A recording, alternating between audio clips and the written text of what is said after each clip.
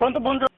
Sono andato via da casa perché mi ha chiamato in diretta, mia moglie ha un coltello sulla gola, il bambino da dietro, mi ha detto di richiamare e di dirle che mi sono sbagliato, che va tutto bene, è vicino a casa in teoria, però vi sta controllando, se vede i carabinieri o qualcosa uccide mia moglie e il bambino. Ho capito, ascolti, ma dove si trova sua moglie adesso? Non ho la minima idea, è in macchina con lui. La voce disperata di un uomo che ha scoperto che la moglie è appena stata rapita insieme al figlio di 5 anni inizia con questa telefonata ai carabinieri di Cittadella venerdì mattina, la storia di un sequestro lampo che per fortuna si è risolta in 4 ore con un salvataggio, ma che avrebbe potuto avere esiti ben peggiori se l'intervento dei carabinieri non fosse stato immediato.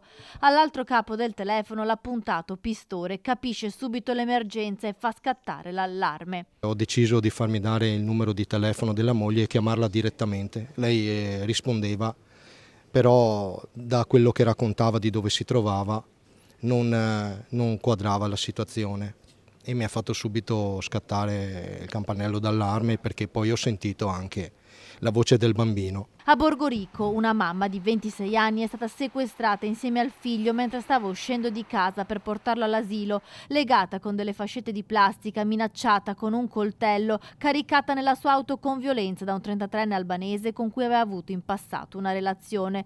L'uomo non si era mai arreso alla fine della storia e aveva continuato a perseguitarla nonostante lei si fosse rifatta una vita. L'uomo, Tari Ardair, 33enne, barbiere di Silea, era uscito dal carcere di Treviso lo scorso 1° maggio dopo una condanna per maltrattamenti e atti persecutori nei confronti della 26enne. Aveva anche un divieto di avvicinamento, ma questo non gli ha impedito di mettere in atto il suo piano criminale. La fuga è scattata immediatamente verso il Trentino. Nel frattempo i carabinieri di Cittadella, Padova, Bassano del Grappa, Castelfranco Veneto e Borgo Valsugana avevano diramato le ricerche grazie al controllo del cellulare della donna e della targa della sua auto utilizzata dal rapitore. Durante il tragitto purtroppo abbiamo vissuto anche noi momenti molto drammatici, abbiamo temuto per la vita della signora, perché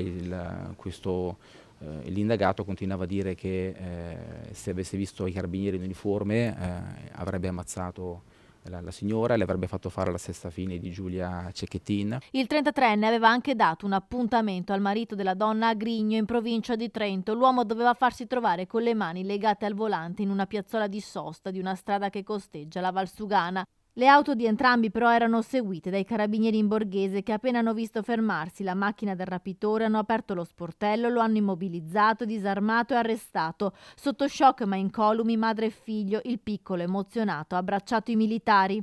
Il figlioletto ha detto alla mamma: vedi mamma, dice che i carabinieri sono come Spider-Man e hanno arrestato il cattivo. Ecco, questa è una cosa che per l'Arma dei Carabinieri è bellissima. Il bambino per tutta la notte ha dormito in braccio ai carabinieri. Tari Ardair invece è stato portato in carcere a Trento. L'uomo aveva pianificato tutto nella sua auto lasciata a Borgorico. I carabinieri hanno sequestrato altre fascette di plastica, una mazza da baseball e arnesi da scasso.